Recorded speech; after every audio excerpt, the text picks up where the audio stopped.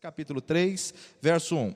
Resta, irmãos meus, que vos regozijeis no Senhor. Não me aborreço, ou em outra tradução, não me canso de escrever as mesmas coisas, e é segurança para vós. Então Paulo nos diz aqui, eu não me canso de ensinar, escrever as mesmas coisas, que isso é segurança. Em outras palavras, ele está dizendo, eu não vou pregar nada novo, não vou trazer nada inédito, vamos pregar as mesmas coisas, que é segurança para nós, mas que devemos lembrar. E o que é que devemos lembrar nessas recomendações para uma vida cristã vitoriosa? Primeira carta de Paulo aos Coríntios, 1 Coríntios capítulo 16.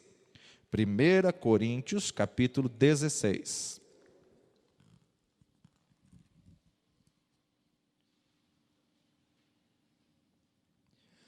Primeira Coríntios, capítulo 16, verso 13 e 14, nós vamos encontrar 5 recomendações de Paulo para a poderosa igreja de Corinto, que também é uma poderosa mensagem para nós. 1 Coríntios 16, verso 13 e 14. Quem encontrou, diga glória.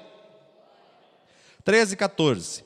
Vigiai, estais firmes na fé, portai-vos varonilmente e fortalecei-vos no Senhor. Todas estas coisas sejam feitas com amor. Aqui nós vemos 5 recomendações de Paulo, a qual ele está fazendo para a igreja. A primeira recomendação de Paulo para que você tenha uma vida vitoriosa, é você ter uma vida de vigilância, você viver vigiando. Vigiai e orai para que não entreis em tentação. O diabo, vosso adversário, anda ao derredor, bramando como leão, buscando a quem possa tragar. Se você quer ter uma vida cristã vitoriosa, vigia, porque o diabo não está brincando com crente.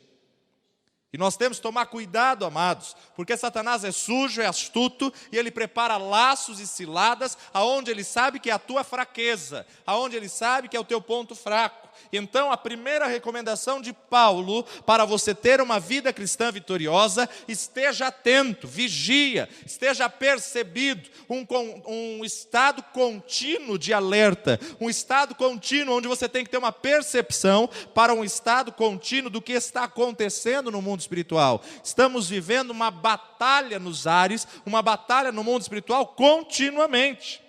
Falamos ontem acerca dos dons, e o dom que a igreja mais precisa hoje é o dom de discernimento de espíritos.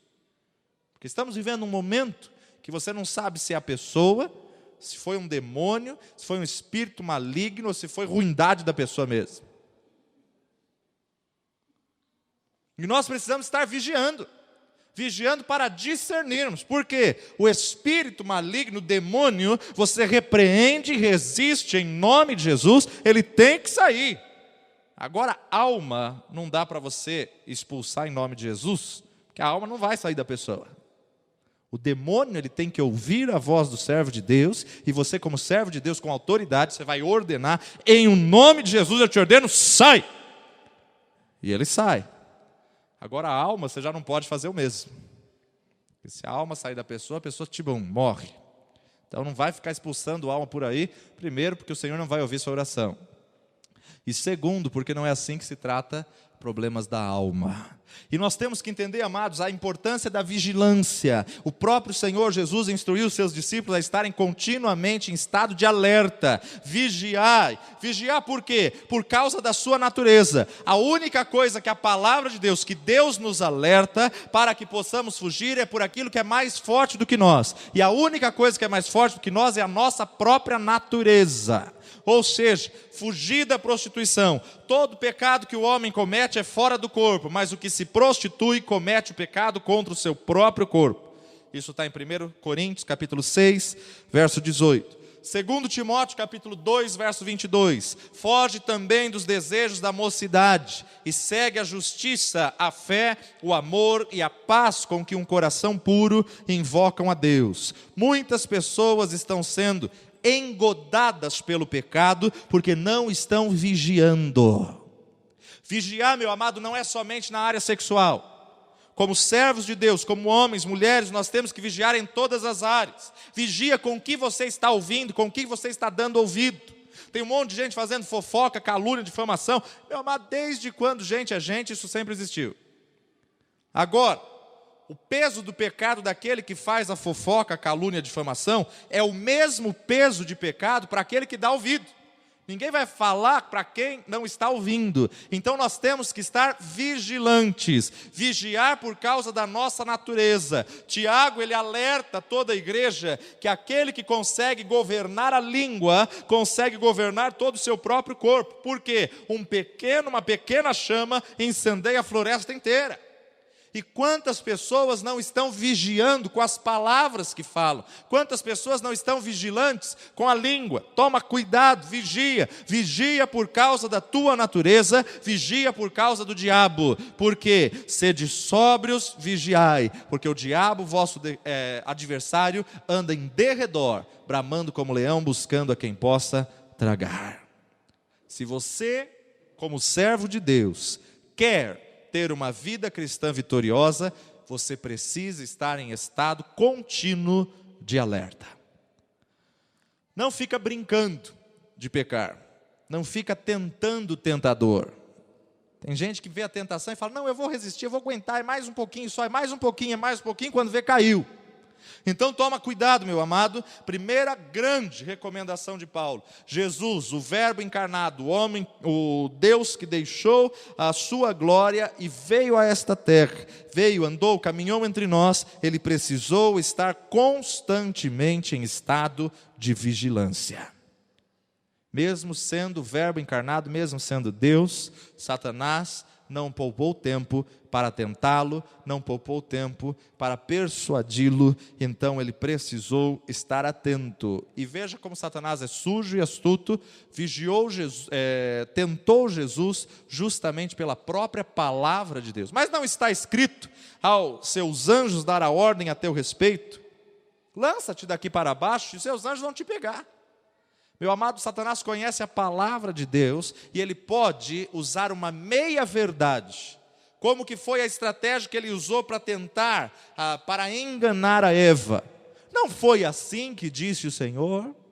E através de uma palavra que Deus tinha dito, Eva não vigiou, caiu, concebeu, desobedeceu, comeu do fruto proibido, pecou. Então, se você quer ter uma vida cristã vitoriosa, primeiro ponto que você tem que estar firmado: vigiai. Vigia, ora, vigia, esteja alerta, vigia. Você pode ter tido uma grande vitória hoje, isso não garante ter uma vitória amanhã. Então você tem que estar vigilante contra o diabo. Tem muitas pessoas, vamos exemplificar com a questão de Davi. Davi vai até os seus irmãos para levar lanchinho, e a hora que ele chega nos seus irmãos, ele vê uma cena meia estranha, ele vê um clima pesado. Ele vê um homem gigante, Golias, afrontando o exército de Deus vivo. E a afronta de Golias para o povo de Deus, ele gritava do outro lado: não tem homem em Israel, não tem ninguém para lutar comigo, não tem ninguém para guerrear comigo. E Davi então, ele pega e vai questionar: o que está acontecendo aí? Quem que é esse? E de repente fala: não, ele está 40 dias afrontando o exército de Deus vivo. Ele fala: quem é esse incircunciso, esse homem que não tem aliança com meu Deus, pensa que ele é? E vai até o rei e fala: eu vou lá. Meu amado, é tão interessante que quando você vê a batalha de Davi, ela foi uma batalha que foi ganha por palavras.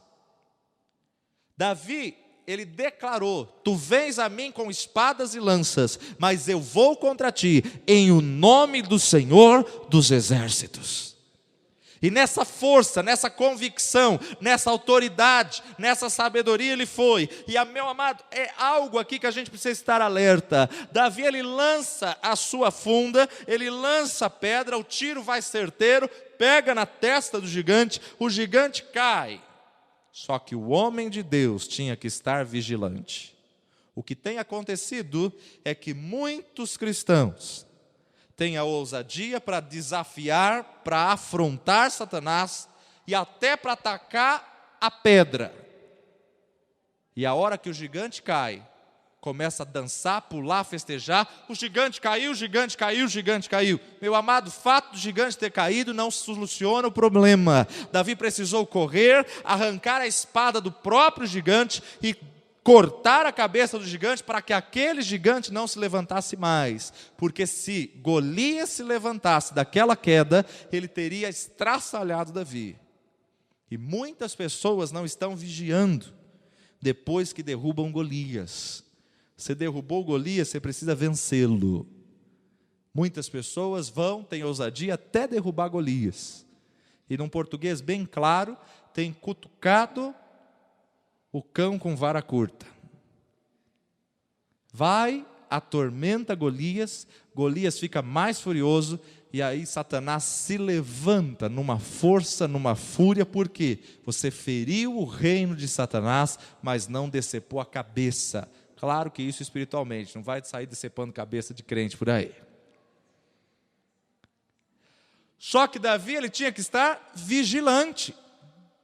Ele não ficou pulando e contando a vitória quando ele viu que Golias caiu, não. Ele completou a obra, ele completou a batalha. Nós muitas vezes vigiamos até vencer a primeira batalha. Vencer uma batalha não significa que você venceu a guerra. Então toma cuidado. Resistir ao pecado hoje não significa que você tem vitória amanhã você tem que resistir de novo. Então, primeiro passo que Paulo alerta a igreja: se você quer ter uma vida cristã vitoriosa, vigiai. Segundo passo: estai, pois, firmes na fé. Ou seja, só vigiar não é o suficiente. A segunda recomendação de Paulo para a igreja: você quer ter uma vida cristã vitoriosa, estejais, pois, firme. Estamos vivendo uma época de grandes heresias no meio evangélico, grandes meninices no meio da igreja, meu amado. 2 Coríntios capítulo 11, verso 3. 2 Coríntios 11, 3.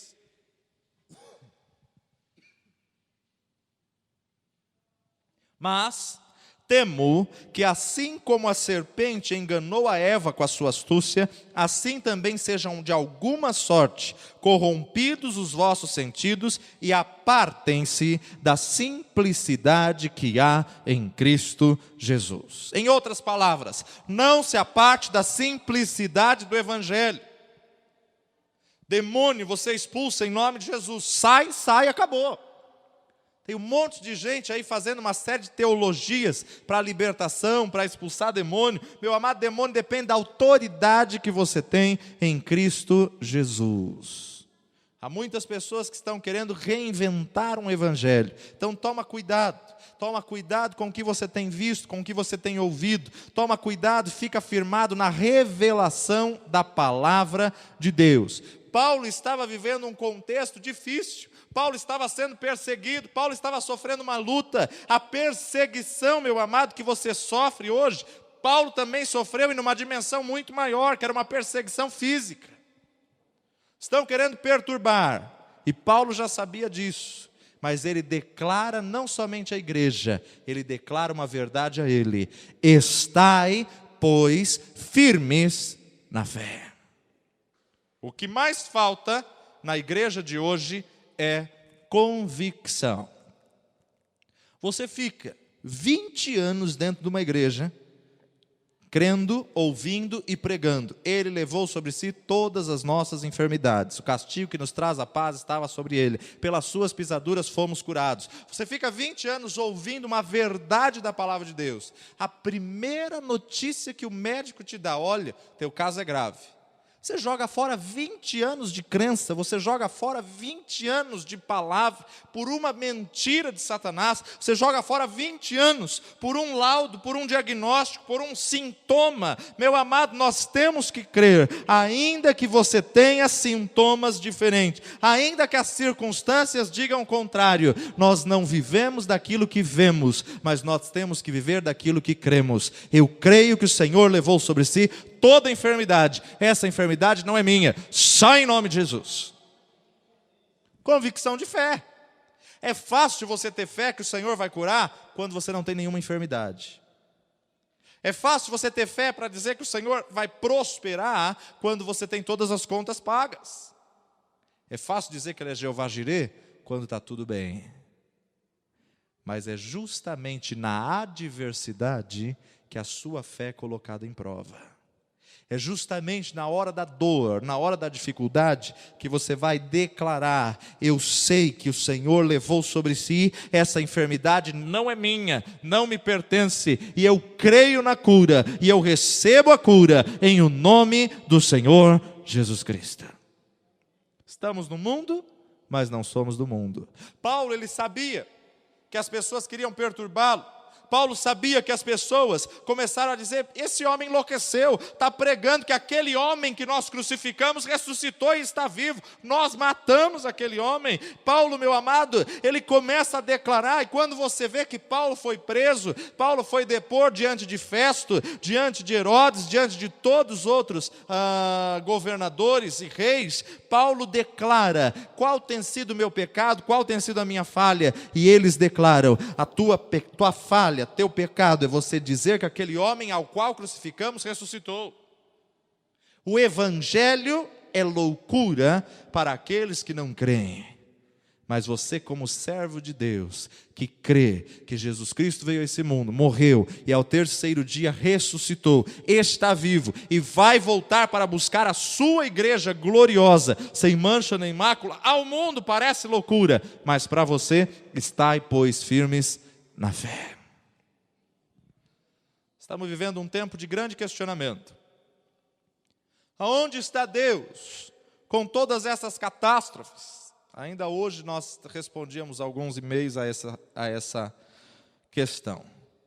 Será que Deus não está vendo tanta luta, tanta confusão, tanta briga, tanta doença? Aonde Deus está?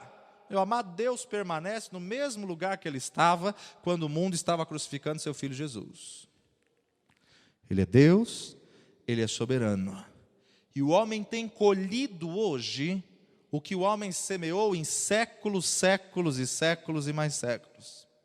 Em Deuteronômio, no Pentateuco, há 6.000 anos atrás, Deus já afirmou um princípio e uma grande verdade. E acontecerá que, veja lá comigo, Deuteronômio 28,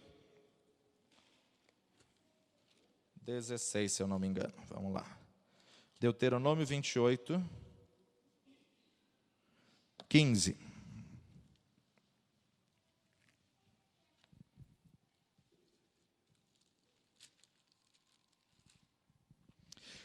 Acontecerá que, se não deres ouvidos à voz do Senhor teu Deus, para não cuidares em fazer todos os seus mandamentos e os seus estatutos que hoje te ordeno, então virão sobre ti todas estas maldições e te alcançarão.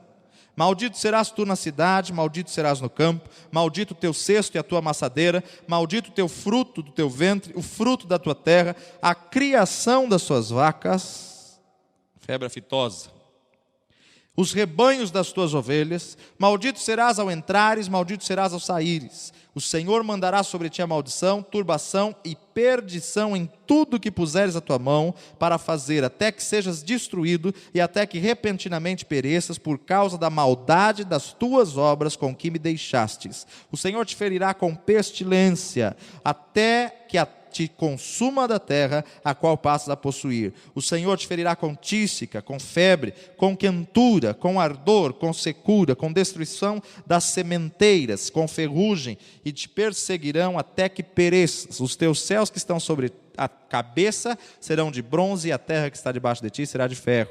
O Senhor, por chuva da terra, te dará pó e poeira dos céus, descerá sobre ti até que pereças. E aí vai até o versículo 68, tudo que vai acontecer se o homem deixar a Deus.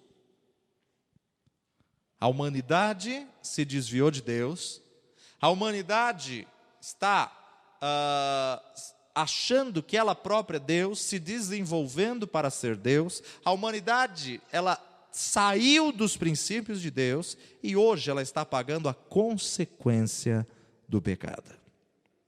Quando olhamos para as grandes catástrofes, quando olhamos para o cenário, nós vamos entender algumas coisas. Primeiro, quando você estuda a história da igreja, você vai entender que em todo tempo sempre houve uma potência comercial. Em todo tempo sempre houve uma potência econômica. Houve o tempo do Império Romano, houve o tempo do Império Grego, houve o tempo de diversos impérios que a gente poderia estar aqui intitulando. O juízo de Deus sempre começa pelos impérios e pelos monopólios, sempre começa pelo decorrer da história, por quem é o domínio econômico do planeta. No tempo em que Roma era o domínio econômico, no tempo em que Roma era um grande império, você vai ver que Atos dos Apóstolos, Romanos, Filipenses, Colossenses, o juízo de Deus estava sobre Roma. Vamos ser conscientes e claros.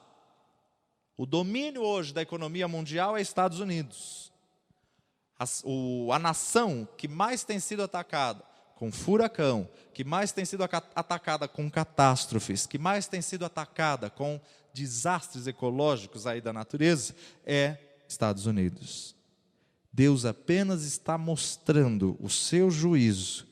Agora, se você voltar no período da história, Estados Unidos fez diversas declarações contra Deus. Algumas décadas atrás para cá, Estados Unidos tem mudado tremendamente. Primeira coisa que eles fizeram, tiraram a Bíblia das escolas. Estados Unidos, como nação evangélica, sempre teve o ensino religioso respaldado na teologia bíblica verdadeira. De 7, 8 anos para cá, foi proibido o ensino religioso dentro das escolas. O país que dá aí um pontapé inicial, podemos assim dizer, para aprovar o aborto, para aprovar o homossexualismo, para aprovar as práticas que o Senhor abomina. Meu amado, tudo isso que está acontecendo é tão somente a mão de Deus, a ira do Senhor, que tem se voltado contra a potência mundial econômica. Então nós temos que estar atentos, temos que estar vigilantes, temos que estar discernindo o que está acontecendo no mundo, para que possamos permanecer firmados na rocha. E a recomendação de Paulo para a igreja até os dias de hoje: estai, pois, firmes na fé. Vá comigo para Salmo 46.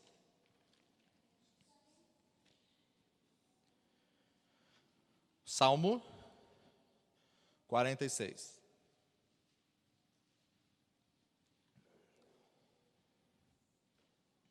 A fé perfeita em Deus. Estai, pois, firmes na fé. Lembre-se dessa segunda recomendação de Paulo. Deus é o nosso refúgio e fortaleza, socorro bem presente na angústia. Pelo que não temeremos, ainda que a terra se mude, ainda que os montes se transportem para o meio dos mares, ainda que as águas rujam e se perturbem, ainda que os montes se abalem pela sua braveza. Há um rio cujas correntes alegam a cidade de Deus, o santuário das moradas do Altíssimo. Deus está no meio dela, a cidade de Deus não será abalada. Deus a ajudará ao romper da manhã. As nações se embraveceram, os reinos se moveram. Ele, o Senhor, levantou a sua voz e a terra se derreteu. O Senhor dos exércitos está conosco, o Deus de Jacó é o nosso refúgio. Vinde, contemplai as obras do Senhor, que desolações tem feito na terra. Quem que está fazendo desolações na terra? O Senhor. Que desolações tem feito na terra? Então nós olhamos aqui e contemplamos, meu amado, o juízo de Deus. 9. Ele faz cessar as guerras até o fim da terra, quebra o arco, corta a lança, queima os carros no fogo. Aquietai-vos e sabei que eu sou Deus, serei exaltado entre as nações, serei exaltado sobre a terra. O Senhor dos exércitos está conosco, o Deus de Jacó é o nosso refúgio. Será que podemos ter uma fé perfeita dessa declaração do salmista, a ponto de continuar confiando em Deus, ainda que a terra se mude? Estai, pois, firmes na fé, meu amado. É você olhar para todas essas catástrofes e declarar: eu sei que meu Redentor vive, e Ele está no controle de todas as coisas. É você olhar para essa catástrofe de tsunami, Indonésia, quando o verso diz, o verso 3, ainda que as águas rujam e se perturbem, meu amado, isso é tsunami. Verso 2, pelo que não temeremos, ainda que a terra se mude. Sabe o que é a terra mudar de lugar? É um terremoto que nunca foi registrado em escala alguma humana. Porque se mover 7 na escala, já vai ser considerado o maior terremoto mundial. Agora, meu amado, o texto não está dizendo de um pequeno terremoto. O texto está dizendo, ainda que a terra se mude de lugar. Para a terra se mudar, significa que houve terremoto planetário. Tudo abalou. Tudo desabou. Ainda que tudo venha desabar, a minha confiança está em Deus. É essa fé que Deus quer que você tenha. Ainda que tudo venha acontecer de errado, eu sei que meu Redentor vive. Ainda, meu amado, que tudo esteja contra você, a recomendação de Paulo para uma vida cristã vitoriosa: estai, pois, firmes na fé. Uma fé inabalável, uma fé que pode acontecer o que for. Olhamos para grandes hinos do cantor cristão, da harpa cristã, Castelo Forte é o nosso Deus, e tantos outros, e não sabemos o que os seus compositores passaram para poder declarar: mais perto quero estar, meu Deus, de ti. Quando você olha para a história do contexto do que os compositores passaram, meu amado, um deles estava num local, a família estava vindo de navio, de repente o navio afundou, matou toda a família, e ele compõe. Só Deus. Só Deus. Então nós precisamos voltar a termos essa convicção, ainda que a terra se mude. Quantas pessoas não conseguem continuar crendo quando vê uma catástrofe? Assiste uma reportagem de um tsunami, assiste uma reportagem de um terremoto. Olá, onde está Deus? Se Deus existisse, isso não aconteceria. Meu amado, a palavra de Deus já nos alerta: se esse povo se desviar das verdades do Senhor, se esse povo começar a idolatrar, se esse povo começar a buscar outros deuses, Deus já avisou em Deuteronômio 28, de 15 a 68, que a maldição viria sobre eles. Tudo o que está acontecendo no cenário mundial é apenas uma demonstração da ira de Deus, para que esse povo se volte para o Senhor, para que esse povo se dobre e confesse o senhorio de Jesus, porque Deus tem amor pela sua criação, Deus tem amor pela criatura que se virou contra Ele, e Deus faz o que for necessário para resgatar vidas, para que se dobrem e confessem o senhorio de Jesus. Paulo estava vivendo um momento de grande aflição. Paulo estava vivendo um momento de grandes heresias. Mentiras sendo pregadas em nome de Cristo. E Paulo então faz uma declaração: estai, pois, firmes na fé. Meu amado, não importa o que aconteça. É fácil cantarmos, te louvarei, não importam as circunstâncias, mas como é difícil louvar ao Senhor quando as circunstâncias estão adversas. Paulo sabia que não importava o que acontecesse, tinha que permanecer firme. Estamos vivendo um momento que qualquer coisa é motivo para se cogitar. Não venho mais para a igreja, não sirvo mais esse Deus. Está errado. A partir do momento que você firmar sua convicção em Cristo, pode vir afronta, pode vir mentira, pode vir calúnia, pode vir gente com inveja, com ciúmes, pode vir gente tentar tirar você da posição. Nada e ninguém me separará do amor de Deus que está em Cristo Jesus, nosso Senhor. Porque eu estou bem certo, nem a morte, nem a vida, nem o presente, nem o futuro, nem principado, nem potestade, nem qualquer outra criatura vai me afastar do amor de Deus que está em Cristo Jesus. Meu amado, você tem que ter uma firme convicção. Estai, pois, firmes na fé. Ninguém vai me tirar da presença do Senhor, e acabou. Estar, pois, firmes na fé, é você estar firmado na palavra de Deus e não colocar a sua fé condicional a nada. Ah, se o irmão falar isso de mim, eu não vou mais para a igreja. Não sirvo mais esse Deus. Meu amado, que evangelho é esse? Que fé é essa? Tempo de Colossenses, em que Paulo escreve as cartas, estava tendo grandes modismos de grandes avivalistas. E isso estava abalando algumas pessoas, a fé de algumas pessoas, que começaram a dizer: ah, Jesus está lá, vamos correr para lá. Não, Jesus está lá, agora vamos correr para lá. E Paulo é obrigado então a escrever. E uma mensagem que se torna tão atual nos nossos dias, como nos dias de Paulo: estai, pois, firmes na fé. Nunca em toda a história da igreja, se você for estudar a história da igreja, é algo fabuloso. Nunca em toda a história da igreja passamos um período de tantos modismos evangélicos como estamos vivendo nesses últimos dias. Nunca. É um modismo que acontece lá em Toronto.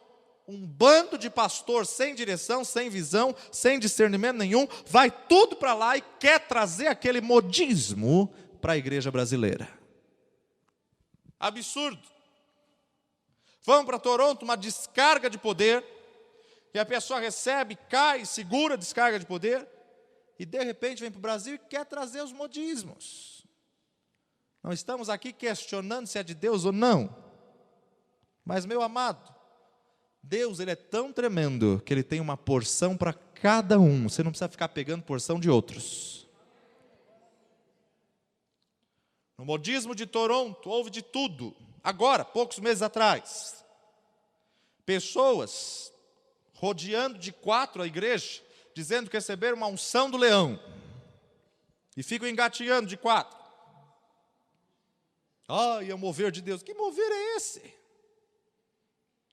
Se for mover para Toronto, deixa em Toronto, não traz isso para cá.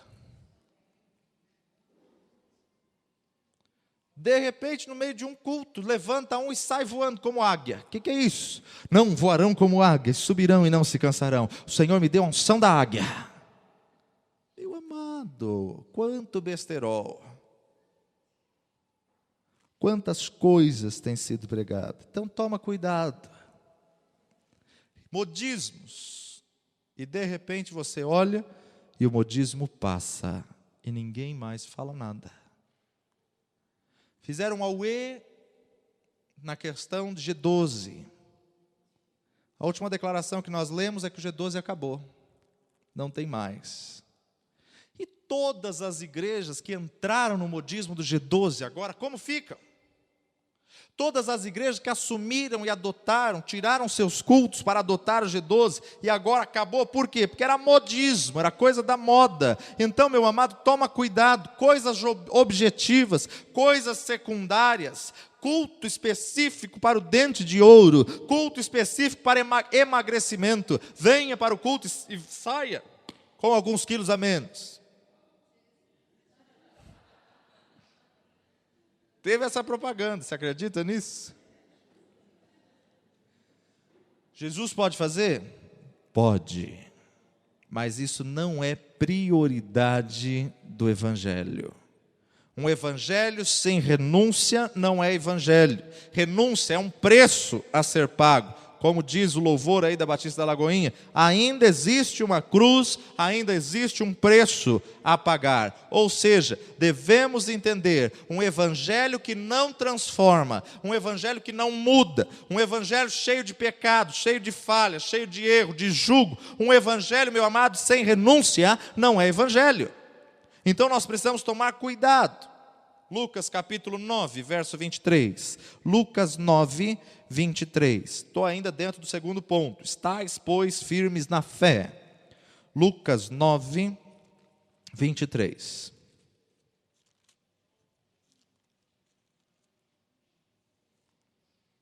Cada um deve levar a sua cruz. E dizia a todos, Jesus estava dizendo: se alguém quer vir após mim, negue-se a si mesmo, tome cada dia a sua cruz e siga-me.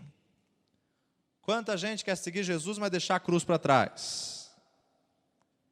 Evangelho tem que transformar. Pessoa vem para o Evangelho, meu amado, tem que ter mudança.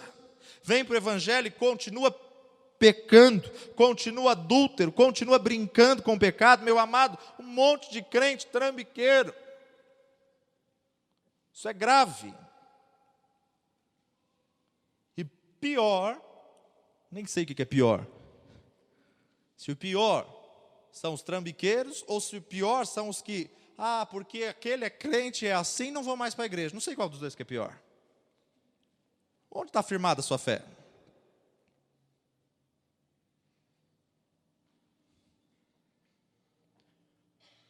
Estamos atendendo um caso de pessoas que foram lesadas por um cidadão que se diz cristão, que passou por algumas igrejas daqui da região, tomou cheques e mais cheques emprestados de pessoas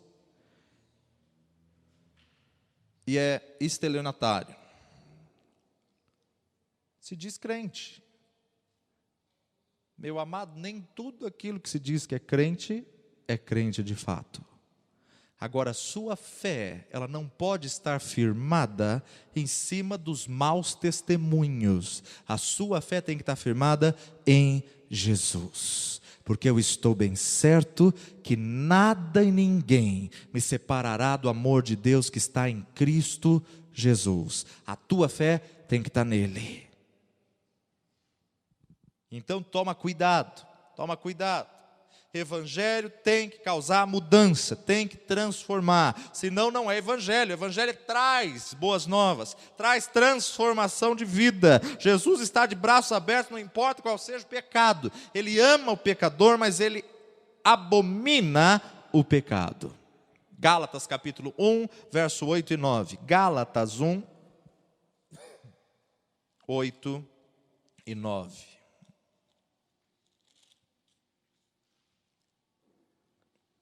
Mas, ainda que nós mesmos, ou um anjo do céu, vos anuncie um outro evangelho, além do que já vos tenho anunciado, seja anátema. Assim como já vô-lo dissemos, agora de novo também vô-lo digo. Se alguém vos anunciar outro evangelho, além do que já recebestes, seja maldito, seja amaldiçoado. Ou seja, meu amado, você não pode ficar acreditando em tudo que novidade que sai por aí, principalmente nos últimos tempos que temos vivido. Se o evangelho que te pregarem não estiver embasado na palavra de Deus, esse evangelho seja maldito, seja amaldiçoado. Por quê? O teu evangelho tem que estar na palavra de Deus. A rocha, palavra, o cânon que se fechou, concluiu. Se não está na Bíblia, não aceita. Paulo é claro, categórico e objetivo. 2 Timóteo capítulo 1, verso 2. 2 Timóteo capítulo 1, verso 12. 2 Timóteo 1, 12. Por cuja causa padeço também isto, mas não me envergonho, porque eu sei em quem tenho crido e estou bem certo que é poderoso para guardar o meu depósito até aquele grande dia. Paulo estava declarando, eu sei, eu conheço, eu sei em quem tenho crido. 1 Timóteo capítulo 4, verso 16. 1 Timóteo 4, 16. Tem cuidado de ti mesmo e da doutrina. Persevera nestas coisas, porque fazendo isso, te salvarás tanto a ti mesmo, como também a outrem. Aonde está firmada sua fé? Tendo cuidado da doutrina de Cristo, da palavra, perseverar na fé em Jesus. E agora vamos começar o ponto de hoje. 1 Coríntios 16, 13. Isso foi só o resumo do passado. 1 Coríntios 16, 13. Vigiai, primeiro. Segundo, estai, pois, firmes na fé. Terceiro, portai-vos varonilmente. Portai-vos varonilmente. O que significa isso? Paulo está dando uma terceira recomendação. Se você quer ter uma vida cristã vitoriosa, portai-vos heroicamente. Ou seja, não corre, mas esteja pronto para enfrentar a oposição. Te prepara por quê? Porque vai vir adversidades, vai vir retaliações, vão vir situações adversas, vão vir situações das quais você não vai saber o que fazer, mas se porta como homem, se porta realmente como homem de Deus. Portai-vos varonilmente, ou seja, é aqui que enfrenta a situação a qual você vem na situação adversa, ou seja, se prepara para a oposição do diabo. Se você quer ter uma vida cristã vitoriosa, te prepara para as adversidades, te prepara para as oposições dos homens, dos falsos cristãos, dos inimigos, te prepara para todo tipo de oposição. Você pode ser tudo, mas as pessoas sempre vão tentar procurar um defeito, uma falha, quando não no teu caráter, na tua personalidade. Portai-vos varonilmente, se prepare para a oposição do mundo. Existe um sistema que governa o mundo, que está dominado pelo diabo, um sistema do anticristo, um sistema de Satanás. E quando, meu amado, você está caminhando numa direção, vem uma enxurrada contra a sua vida, e você tem que estar portando-se varonilmente para ir contra o sistema deste mundo. Ou seja, você vai se portar varonilmente para a oposição das normas desse sistema. Quando você fala contra elas, se prepara para a oposição do mundo. Por quê? Porque assim Deus vai honrar sua fé. Gálatas capítulo 5, verso 16. Gálatas 5, 16. Digo, porém, andai em espírito e não cumprireis as concupiscências da carne. Porque a carne cobiça contra o espírito contra a carne. Estes opõem-se um ao outro para que não façais o que quereis. Paulo está alertando, andai em espírito, porque um cobiça, um luta, um se opõe ao outro. Você quer ter uma vida cristã vitoriosa? Portai-vos varonilmente. Você quer ter uma vida cristã vitoriosa? Anda em espírito. Pastor, como eu ando em espírito? Orando, lendo a palavra e colocando a palavra em prática. A carne, a alma, não vai querer orar. Mas você tem que subjugar a carne e dizer, você vai orar sim. A carne não vai querer jejuar. A carne não vai querer se afastar do pecado.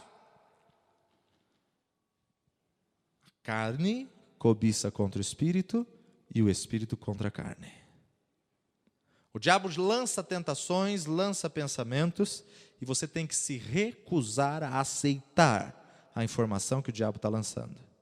Então, esta é a forma de você portar-se varonilmente. Ou seja, é uma guerra contínua dentro do seu pensamento. Uma guerra que não é contra carne nem sangue, mas contra principados e potestades. Temos que saber que o evangelho tem não. Não pode, não faz, não convém. Temos que saber que o evangelho nos determina limites. Todas as coisas me são lícitas, mas nem todas me convêm. E sabendo isso, então, como cristão, você tem que aprender a dizer não para a sua carne.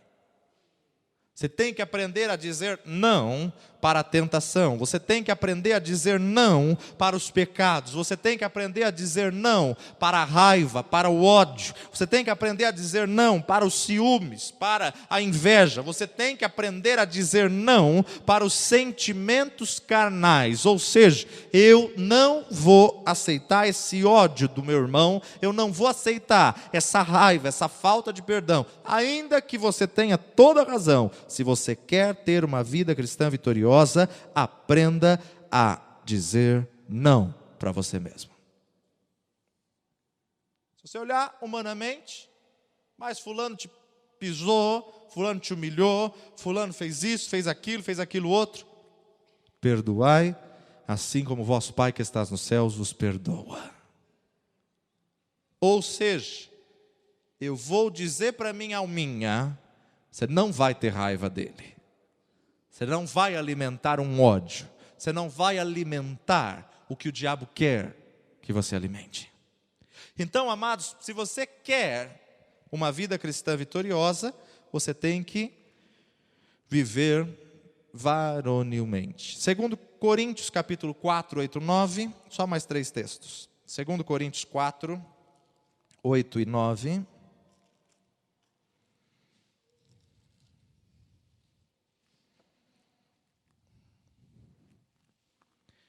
Em tudo somos atribulados, mas não angustiados, perplexos, mas não desanimados, perseguidos, mas não desamparados, abatidos, mas não destruídos, trazendo sempre por toda parte a mortificação do Senhor Jesus Cristo no nosso corpo, para que a vida de Jesus se manifeste também em nossos corpos. Em tudo, somos o quê? Atribulados. Ai, pastor, não sei o que eu estou fazendo de errado, estou passando uma tribulação. Paulo já alerta, irmão. Em tudo somos atribulados. Tribulação só anuncia que você está no caminho certo. Permanece. Será que podemos dizer como Paulo? Em tudo somos atribulados. Para os mais fracos na fé, mas parece que para o ímpio é até mais fácil, não passa a tribulação.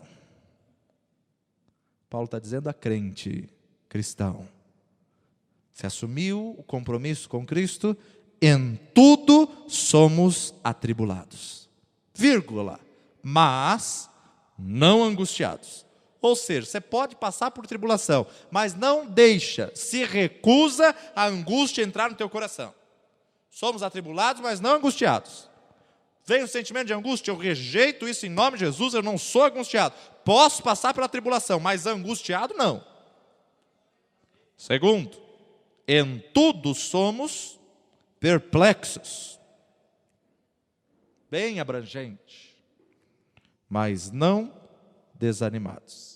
Ai, pastor, parece que para mim as coisas são mais difíceis. Pois é, em tudo somos perplexos. Mas você não pode deixar desanimar. A vitória pode ser perplexa, mas é tua. Então toma posse. Em tudo somos perseguidos.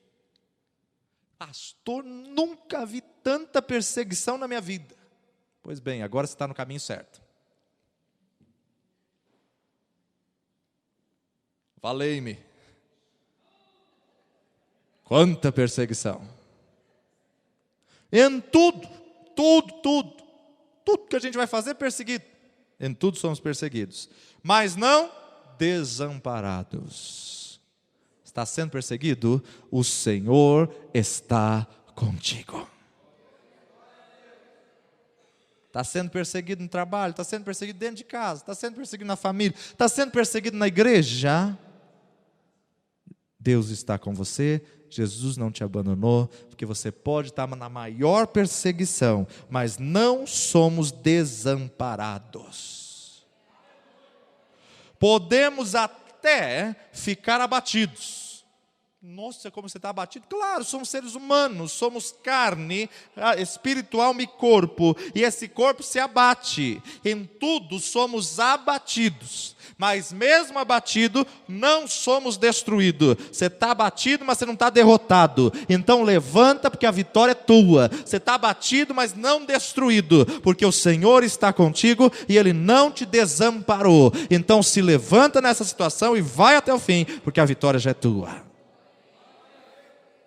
As batalhas da vida, as lutas da vida, te prepara, meu irmão, porque vai haver perseguição, vai haver abatimento. Te prepara porque você vai desenvolver um porte de um herói. Por isso que é portai-vos varonilmente, portai-vos como herói, portai-vos varonilmente. E o apóstolo Paulo ainda diz, 2 Timóteo capítulo 3, penúltimo versículo, 2 Timóteo capítulo 3, verso 11 e 12. Vamos ler desde o 10. Exortação a perseverar na sã doutrina e a pregar em todas as ocasiões.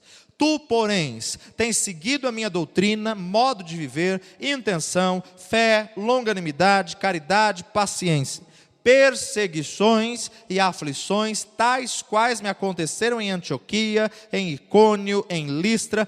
Quantas perseguições sofri, e o Senhor de todas me livrou. E também, leia comigo 12. E também todos os que piamente querem viver em Cristo Jesus padecerão perseguições. Quer viver realmente em Cristo? Se prepara para a perseguição. Quer viver realmente compromissado? Fica pronto para a adversidade. Fica pronto para a perseguição. Perseguição e aflições tais, está dizendo Paulo, me aconteceram em Antioquia, em Icônio, em Listra, por onde Paulo passou. Quantas perseguições sofri, mas o Senhor me livrou de todas elas. Os que querem viver piamente com Cristo padecerão perseguições. E último texto, 1 Pedro, capítulo 4. 1 Pedro, lá no finalzinho, capítulo 4.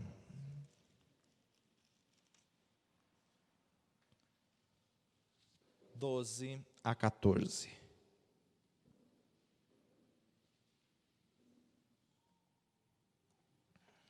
Primeira Pedro 4, 12. Amados, não estranheis a ardente prova que vem sobre vós, para vos provar, como se coisa estranha vos acontecesse. Mas alegrai-vos no fato de serdes participantes das aflições de Cristo, para que também na revelação da sua glória vos regozijeis e alegreis. Se pelo nome de Cristo sois vituperados, bem-aventurados sois, porque sobre vós repousa o Espírito da glória de Deus. Não estranheis a ardente prova. Paulo está ensinando a igreja, portai-vos varonilmente. Você quer viver piamente pelo Senhor? Ai, pastor, alguma coisa deve estar errado. E aí começa a procurar pecado onde não existe. Não, alguém deve estar em brecha. Não, alguém deve ser Jonas. Alguém não sei o que, alguém não sei o que lá. Meu irmão, para de procurar culpado. E saiba que, para você viver piamente em Cristo, vai sofrer perseguições. Vai passar adversidade. Porque é a adversidade que vai criar em você uma estrutura para ser inabalável. É a adversidade que vai criar em você uma posição de se portar varonilmente. É a adversidade que vai te restaurar, te fortalecer e vai te ajudar para você estar pronto e preparado para qualquer batalha, qualquer ataque que vier, você já está pronto. Então, se pelo nome de Cristo você tem sido vituperado, bem-aventurado você é. Se por estar servindo a Jesus, a situação está difícil, meu amado, Deus está criando em você um porte heróico. Deus está criando em você uma estrutura para passar por qualquer situação. Depois que essa situação passar, pode vir o que vier, você está inabalável. Você está firmado na rocha. Mas não seja como muitos, diz a palavra de Deus, que passando pela prova, naufragaram na fé. fé. Nós não somos como os que se retiram para a perdição, mas somos daqueles que vão firmes até o fim. Os olhos do Senhor estão sobre os justos, e os seus ouvidos estão atentos às orações do justo, mas o rosto do Senhor é contra aqueles que fazem mal. Devemos estar firmados na fé. Devemos nos portar varonilmente. Meu amado, não importa a prova, a luta, está pesada, aguenta firme, permanece firmado. Você não foi feito para ser covarde, você não foi chamado para se acovardar, você não foi feito para fugir dessa situação, para fugir dessa batalha. Se te mostrares frouxo no dia da angústia, a tua força será pequena. Então portai-vos varonilmente. Como? Estando, pois, firmes na fé. Tua fé tem que estar firmada no Senhor. E quarto ponto, que nós vamos ver na próxima semana: fortalecei-vos. Podemos até passar por situações de estar abatidos, mas Ele nos fortalece. Fortalecei-vos. Ponto 1, estai, pois, firmes na fé. Ponto 2, ponto 1, vigiai. Ponto 2, estai firmes na fé. Ponto 3, portai-vos varonilmente. Que o Senhor possa te fortalecer para você ser aprovado e não somente usado diante das batalhas, lutas e aflições que você tem enfrentado. Que o Senhor venha te restaurar, te levantar desta situação em vitória e bênção, criando em você um porte heróico, para que você possa estar atento e firmado na rocha em Cristo Jesus. Que Deus possa te abençoar, em nome dele que oramos e pedimos e ministramos essa verdade.